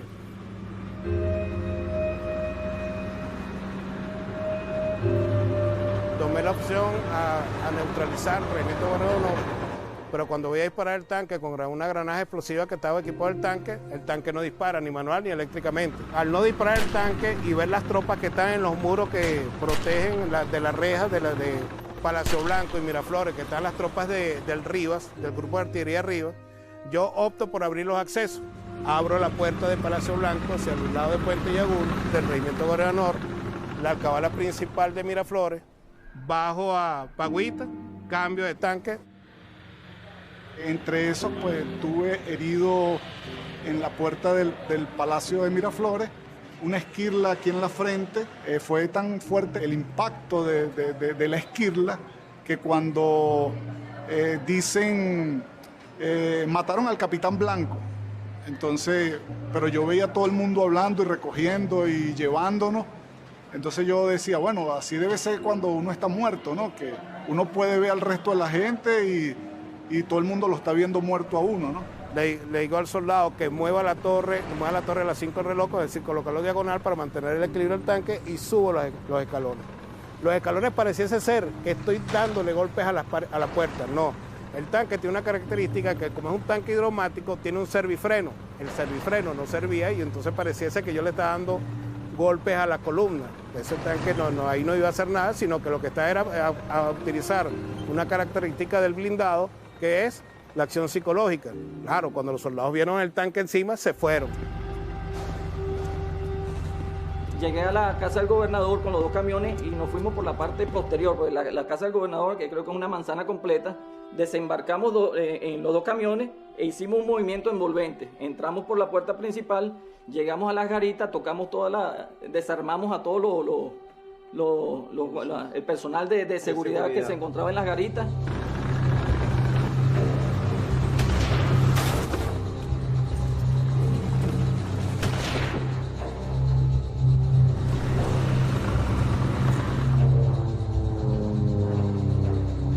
Y de ahí salí yo para el batallón de intendencia que está en Blanquita Crespo, a buscar supuestamente un capitán que tenía 70 soldados allí.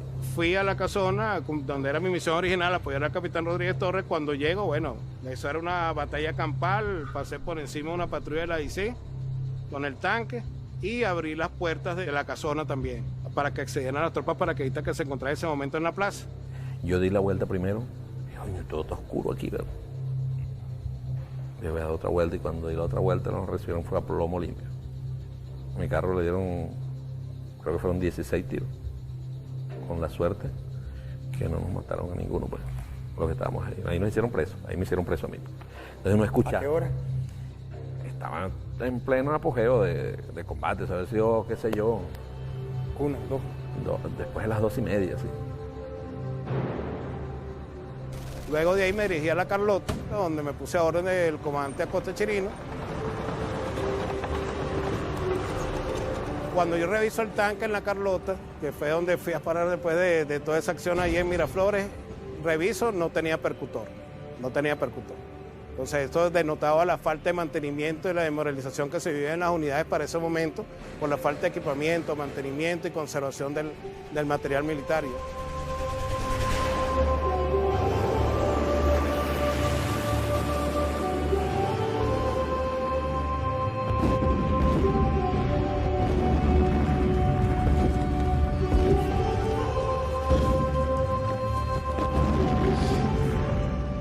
A eso de las 2:30 de la mañana escuchamos por radio que estaba hablando Carlos Andrés Pérez, por radio, porque ya se había delatado y descubierto el movimiento, y llegamos como a las 4 de la mañana a Fuerte Tiuna, a la alcabala número 3, y estaba, pensábamos que debería estar tomada por nosotros, pero estaba tomada por las unidades leales y que estaban con el gobierno. Y ahí quedamos nosotros emboscados y estuvimos ahí a espera, ya que no teníamos comunicaciones de ningún tipo con las otras unidades, y nos entregamos aproximadamente a las 7 de la mañana ese día 4 de febrero. Me dirijo al campo de Carabobo con el capitán Jiménez Justi y veo que la compañía no ha salido. Allí me informa Ángel Martínez que Carlos Andrés está hablando por televisión. Digamos de una vez por todas que en Venezuela es el pueblo. Yo no tenía comunicación, salvo con la Carlota. En una oportunidad me comuniqué con el comandante Acosta Chirino por radio, nos fallaron las comunicaciones, y cuando llego allá y me dice el capitán Martínez Alfonso que Carlos Andrés está hablando por televisión, esa cabeza empieza a dar vuelta de una manera increíble, también por aquel propio hecho psicológico de no creer de buenas a primeras lo que está ocurriendo, y se me prende una luz y le digo: Ángel, eso es mentira, eso es grabado con anterioridad, porque ellos sabían que esto venía. No le pares que eso es mentira, tenemos control de todo el país, y lo convenzo de que salga con su tropa. Queda blindada, Fuerte Paramacay, donde a pesar de que hay unos colegas acá adentro no hemos logrado el acceso. Sin embargo...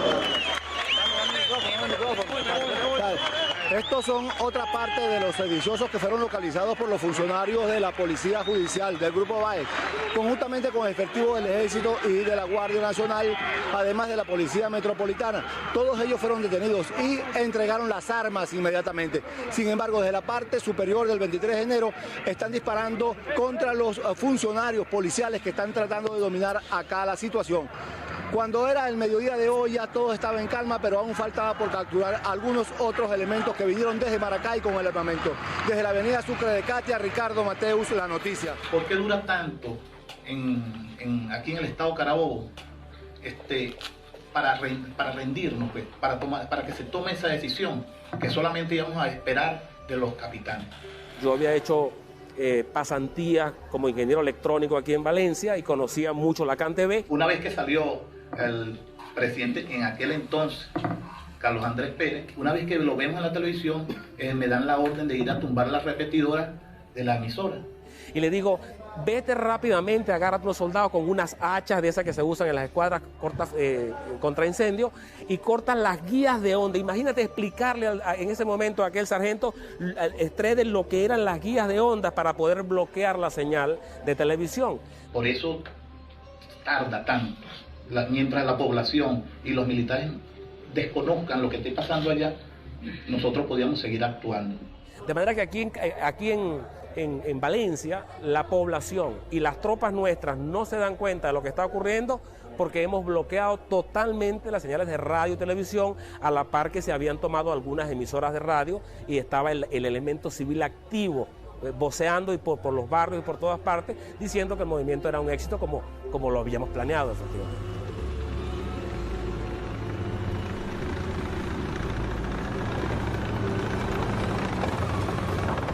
Y bien, amigos, lo que se está llamando, acabamos de salir del fuerte Paramacay, el capitán Luis Valderrama, quien se autocalifica como de las Fuerzas Patriotas. Como yo, otras personas que militábamos en la izquierda universitaria, nos sorprendimos al ver la rebelión, la insurrección militar del 4 de febrero de 1992. No le tenga miedo, ustedes son los patriotas. También. Sí.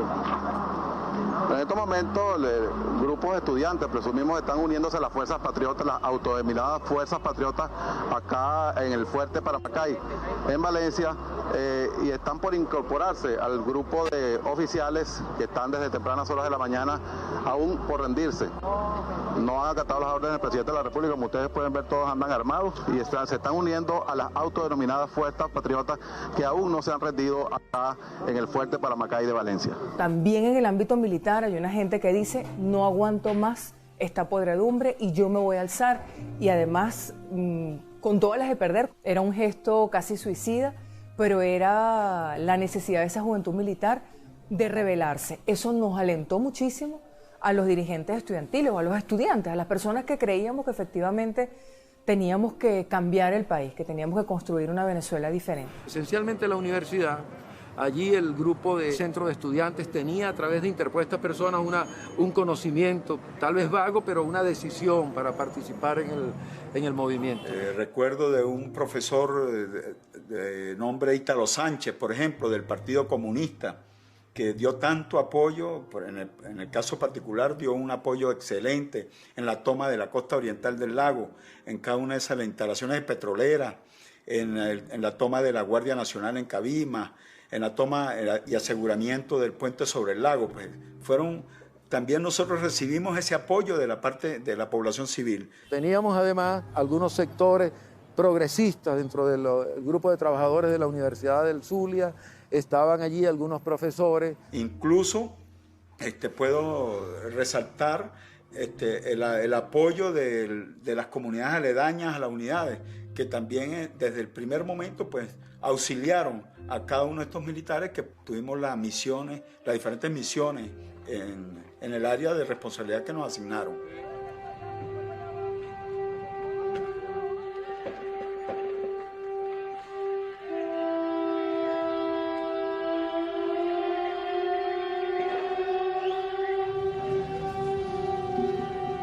Me dijeron que venían unas tanquetas. Lo que me dice que vienen las tanquetas, mando a colocar 2 AT4 en la parte superior de la casa del gobernador, y se llegó la atención nuevamente. Se pone nervioso el gobernador, se pone nervioso la familia del gobernador. Me piden que la familia del gobernador que pueden salir. Yo les dije, sí, que desde el primer momento en que nosotros llegamos acá, ellos pudieron haber efectuado cualquier tipo de movimiento, pero a todos los civiles que estaban en la casa nosotros los mandamos a retirarse. Y a la familia del gobernador inclusive, si quería irse, que se fueran, pero la intención de nosotros es mantener al gobernador en custodia. Yo viví muy directamente los sucesos del 4 de febrero allá en Maracaibo, ¿no? Y me tocó pasar toda esa noche de la madrugada del 4 junto con Arias Cárdenas en la residencia oficial, y conversamos de muchísimas cosas, ¿no? De las motivaciones, del cuatro, de los planes. Los políticos querían acceder a hablar conmigo, yo hablaba con ellos, hablé con periodistas, habían también la parte eclesiástica, estaba presente, estaba Monseñor Antonio López Castillo, recuerdo, que era el que era como especie de mediador, entonces quería mediar conmigo. Ya eran aproximadamente las 10 de la mañana, cuando Monseñor López Castillo me dice que me entregara, que ya el movimiento había fracasado, que me tenían previsto una embajada, que habían coordinado con la Embajada de Colombia y con la Embajada de Francia para trasladarme a mí y a mi esposa, a mi familia. Y yo le dije, no, yo me quedo en mi país es Venezuela. Yo no tengo nada que buscar en ninguna otra parte y yo me responsabilizo por las cuestiones que hayan pasado. Fuimos a Bachaquero, vinimos después a Tijuana, a las instalaciones petroleras para confirmar que podíamos dar una negociación de mediano plazo. Compañeros, lamentablemente por ahora los objetivos que nos planteamos no fueron logrados en la ciudad capital. Es decir, nosotros acá en Caracas no logramos controlar el poder. Ustedes lo hicieron muy bien por allá, pero ya es tiempo de evitar más derramamiento de sangre, ya es tiempo de reflexionar y vendrán nuevas situaciones y el país tiene que enrumbarse definitivamente hacia un destino mejor. Cuando trato de aterrizar aquí, yo lo recuerdo clarito, nos vinimos bajando y en el momento que venimos bajando, bueno, sin problema, el piloto me dice que sí puede ponerlo en este espacio, un helicóptero mediano, ¿no? Lo que era un UH, de estos que se utilizaron mucho en la guerra de Vietnam y esto. El muchacho trata de aterrizar y comienzo a sentir los disparos y yo no lo quería creer.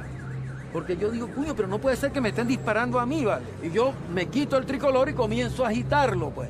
Pero qué va, aquella gente seguía plomo y plomo para el helicóptero. Pero llega un momento en que ya uno sentía los impactos, plac, clac, le daban a la pala, le daban seguramente en la parte de abajo, supongo que eso trae cierto blindaje porque no hubo heridos dentro del helicóptero. Pero ya cuando venimos aquí yo le doy por el casco al piloto y le digo, sal que nos van a tirar, pues nos van a tumbar. Nos fuimos a la base aérea. En la base aérea, bueno, ya yo estoy entendido que las cosas, que se está abriendo una nueva etapa, pues. En este momento, las unidades leales al gobierno constitucional controlan totalmente la situación en el país, en donde comienza a reinar de nuevo la tranquilidad y la paz. Le hago un llamado al pueblo venezolano a mantener el orden y la confianza en el sistema democrático, en la institucionalidad de las Fuerzas Armadas y en las autoridades legítimamente constituidas. Porque tenemos que explicar, yo tenía miedo del silencio. Yo declaré la primera vez a las 12:30 de la noche en la residencia oficial y no salió.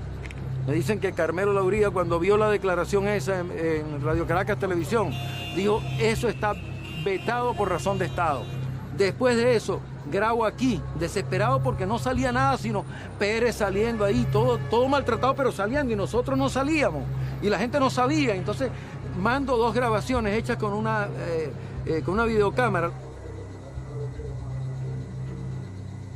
¿Aló?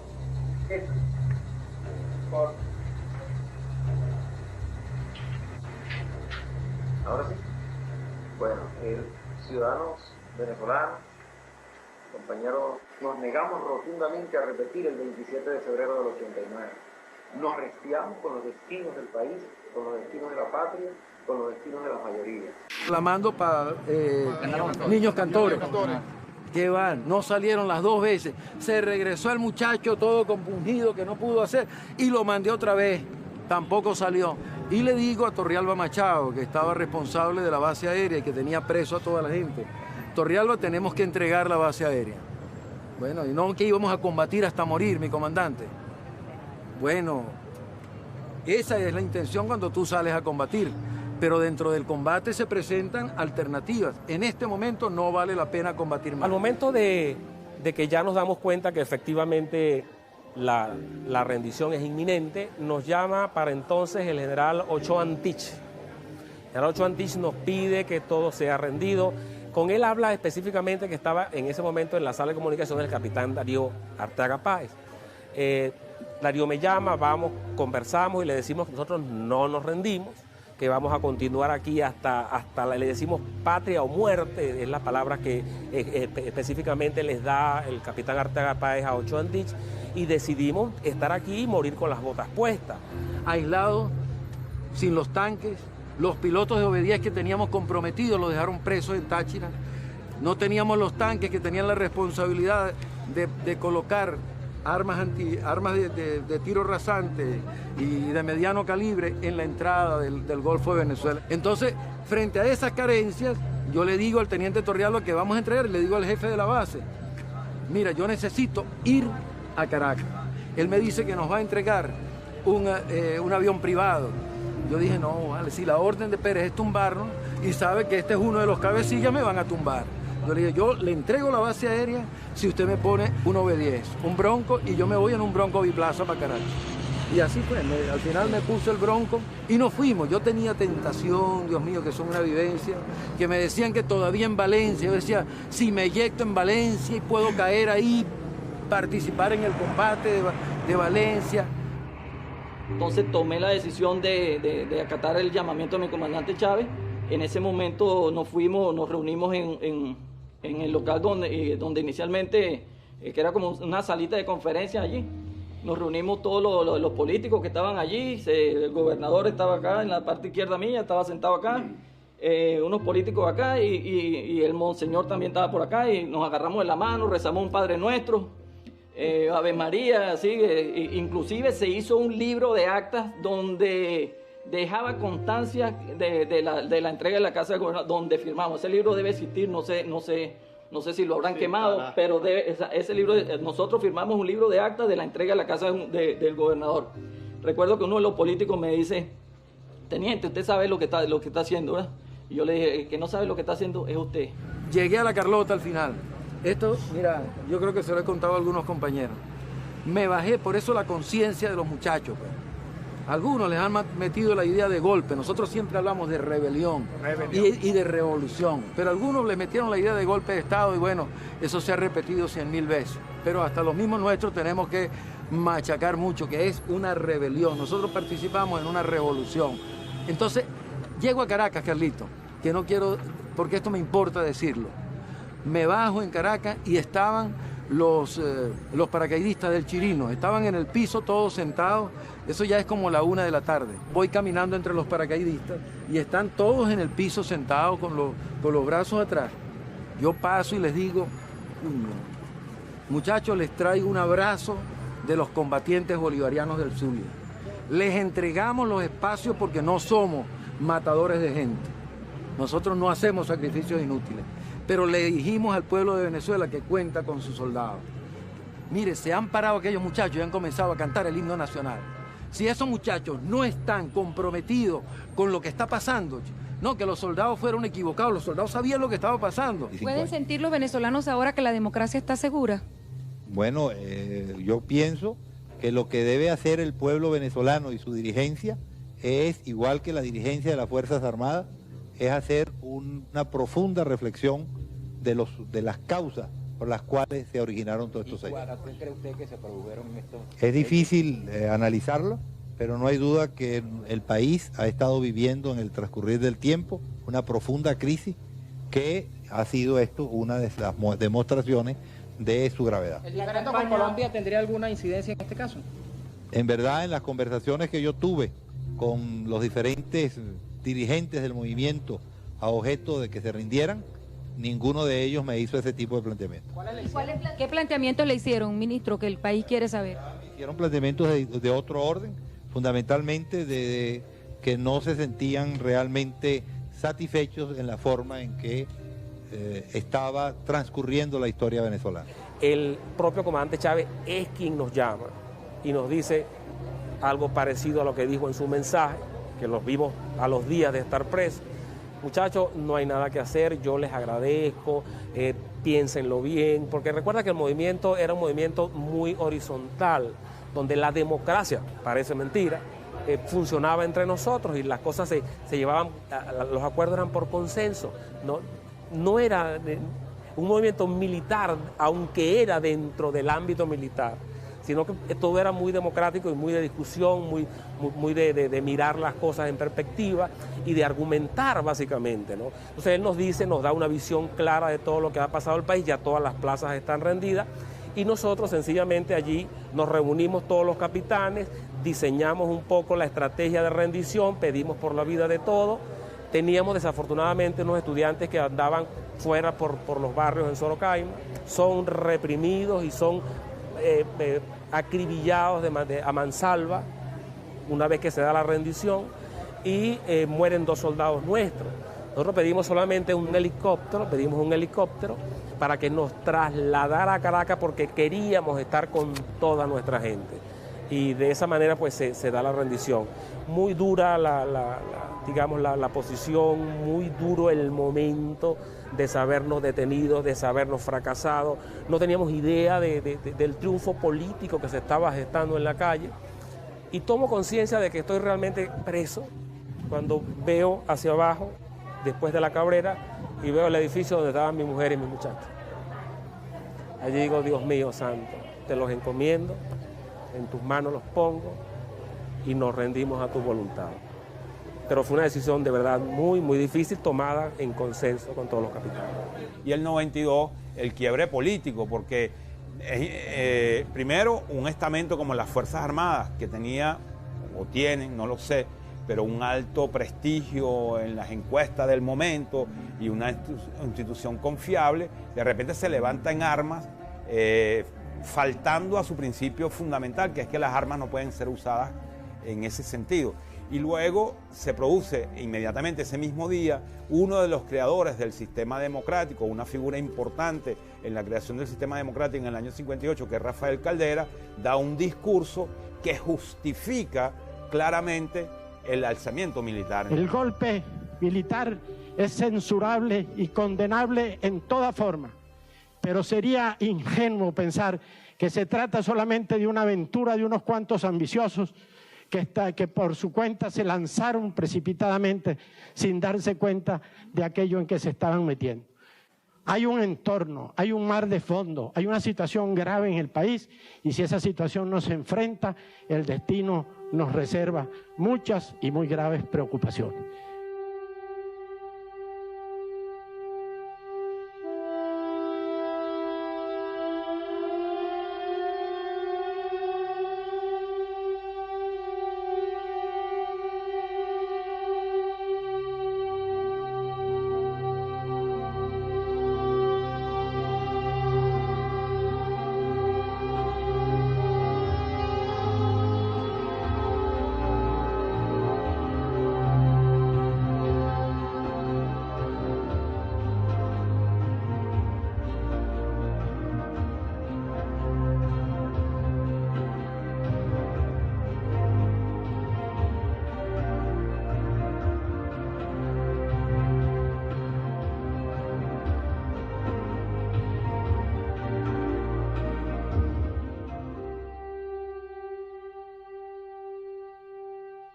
A lo mejor la pregunta es un poco amplia, no lacónica. ¿Cómo reflexionas tú el 4 de febrero en el contexto histórico de nuestro pueblo? Entendiendo, digamos, la deformación que el concepto de democracia fue llevado por Acción Democrática y COPEI. Apelando a García Márquez, era una muerte anunciada del sistema, evidentemente. El antecedente fue el 27, pero posteriormente, el 4 de febrero, parte en dos la historia del país, ¿no? Algunos pensaron en aquel momento, y algunos analistas hoy en día siguen analizando el 4 de febrero como un golpe militar más. Yo sostengo que eso no tuvo nada de golpe militar. Es decir, el dato militar fue absolutamente secundario al lado de la definición política que encarna ese hecho. Fue un hecho esencialmente político. Y por haber sido un hecho esencialmente político, es que tuvo la repercusión nacional que tuvo, que logró inmediatamente en las calles, y su proyección histórica hasta llegar luego a la elección de Chávez como presidente de la República y el proceso bolivariano. Si el 4 de febrero hubiese sido una insurrección militar más o un golpe militar tipo 18 de octubre, hubiera corrido la misma suerte de esos movimientos, que desaparecen rápidamente. La vigencia del 4 de febrero se debe a que tenía un contenido ideológico. Fue la primera rebelión contra el Fondo Monetario Internacional. Fue la primera participación activa de la juventud de la Fuerza Armada con un liderazgo propio, ¿no? Y en alianza con sectores civiles radicales de la población. De tal manera que el 4 de febrero es el triunfo de la política popular, democrática, subversiva, revolucionaria, por contraste, por ejemplo, con el 18 de octubre o con el 23 de enero. Entonces, hay que reevaluar lo que significa el 4 de febrero. Y hay que decir, por ejemplo, que el 4 de febrero abre las puertas definitivamente de la democracia a la participación popular. Y por otra parte, reivindica los valores constitucionales. No hay que olvidar que Chávez habló de refundar la República y de convocar al pueblo a una constituyente. Y esos logros se alcanzaron. Pero al mismo tiempo, yo creo que lo que garantiza la permanencia de ese proceso, su perdurabilidad, es que sigue siendo un hecho subversivo. A mí, en una entrevista que le hice al presidente de la República, le hice una pregunta: ¿un subversivo en Miraflores? Y me dijo: sí, yo soy un subversivo en Miraflores. Yo soy presidente de la República, presidente constitucional, pero sigo siendo un subversivo. Por tanto, 20 años después del 4 de febrero, esa sigue siendo una fecha de subversión. Subversión en el buen sentido de la palabra, es decir, de restablecer los valores auténticos de un país.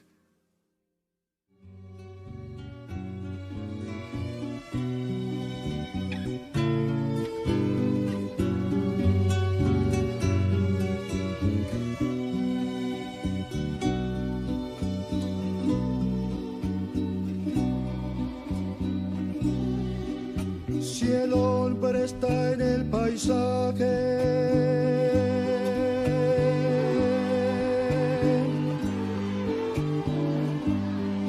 es un poco más que el pájaro.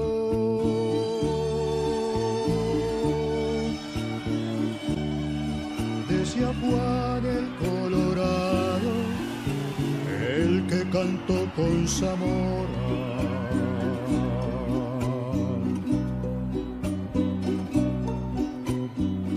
Que su tierra no adora,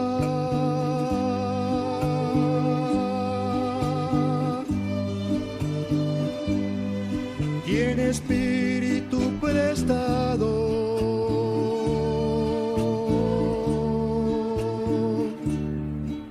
por duro que sea su cuero, con la llovizna se afloja, por duro que sea su cuero, con la llovizna se afloja.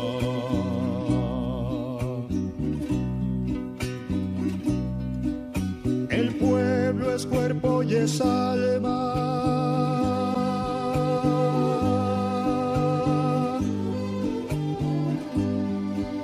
de la canción que yo canto.